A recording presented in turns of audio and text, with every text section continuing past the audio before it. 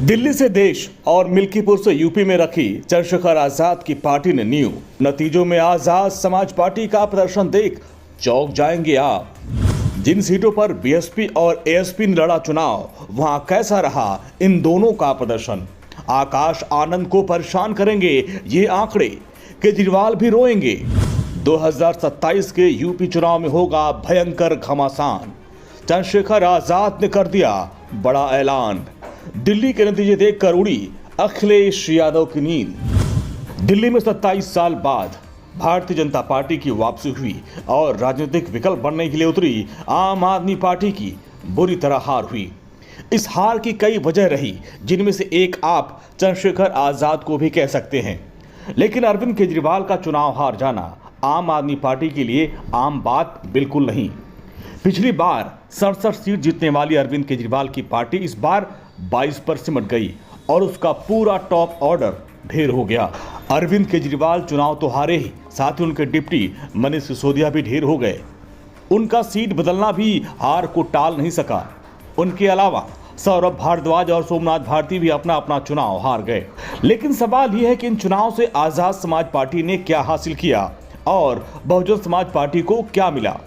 चुनाव से जो आंकड़े निकल कर आए वो आपको चौंका देंगे। लेकिन मिल्कीपुर से पहले आपको दिल्ली का हाल जानना होगा, जहां बहुजन समाज पार्टी को 1% वोट नहीं मिला, जबकि 68 सीटों पर उन्होंने अपने उम्मीदवार उतारे थे।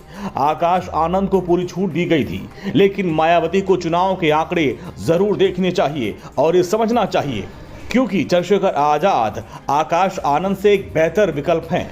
गोकुलपुरी विधानसभा से बीएसपी और एएसपी दोनों ने चुनाव लड़ा। यहां आम आदमी पार्टी का उम्मीदवार जीता और चंद्रशेखर आजाद की पार्टी का उम्मीदवार चौथे नंबर पर रहा, जबकि बीएसपी का उम्मीदवार 5वें नंबर पर था। राजेंद्र नगर में बीजेपी ने जीत दर्ज की, लेकिन यहां भी आजाद समाज पार्टी का उम्मीदवार चौथे नंबर पर रहा। त्रिलोकपुरी विधानसभा सीट में बीजेपी के रविकांत ने आम आदमी पार्टी की अंजना पर्चा को 392 वोटों से हराया और आजाद समाज पार्टी के उम्मीदवार विकी पर्चा को 1681 वोट मिले। सोचिए, अगर गठबंधन हो गया होता तो आम आदमी पार्टी इस सीट को जीत सकती थी। इसी तरह मुस्तफाबाद की सीट पर भी बीजेपी के मोहन विष्ट ने आम आदमी पार्टी के आदिल अहमद खान को 17,578 वोट से हराया, जबकि इस सीट पर ओवैसी की पार्टी के उम्मीदवार ताहिर हुसैन को 33,474 वोट मिले। यहां पर भी गठबंधन उनके काम आ सकता था, लेकिन उन्हें अपने आप पर कुछ ज्यादा भरोसा था, इसलिए अब बीजेपी को बधाई देने के अलावा उनके पास कोई रास्ता नहीं बचा। जनता का निर्णय सर माथे पर।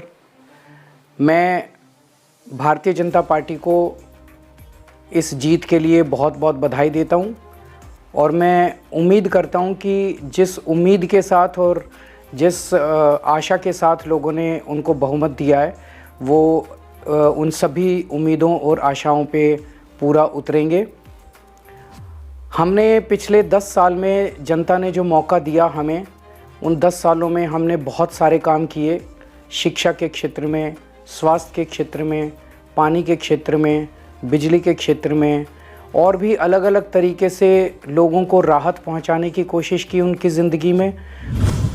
अगर कांग्रेस के साथ गठबंधन के आंकड़े अरविंद केजरीवाल देखेंगे तो माथा पीट लेंगे, क्योंकि अगर वो कर लिया होता तो शायद ऐसी हालत नहीं होती। लेकिन यहां मिल्कीपुर की बात करना भी जरूरी है, जहां आजाद समाज पार्टी का उम्मीदवार तीसरे नंबर पर रहा।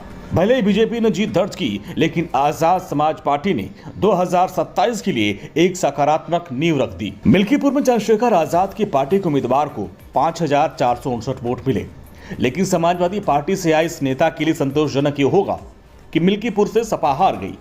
जो अवधेश प्रसाद कहते थे कौन संतोष कुमार, उनके बेटे को बुरी तरह हार का सामना करना पड़ा। लेकिन आजाद समाज पार्टी को मिले ये वोट उनके कार्यकर्ताओं को सबक है। जिस तरीके से कुंदरकी में उनकी पार्टी ने बढ़िया प्रदर्शन किया, उसी तरीके से जिला पंचायत चुनाव में आजाद समाज पार्टी के कार्यकर्ता पूरी ताकत झोंकने की कोशिश करेंगे। और अगर जिला पंचायत चुनाव में उन्हें कामयाबी मिल गई तो 2027 के विधानसभा चुनाव के लिए जमीन तैयार हो जाएगी। वैसे आपको क्या लगता है, क्या 2027 के यूपी विधानसभा चुनाव में आजाद समाज पार्टी कोई कमाल कर पाएगी या नहीं? कमेंट करके जरूर बताएं। Bureau report, Indian news.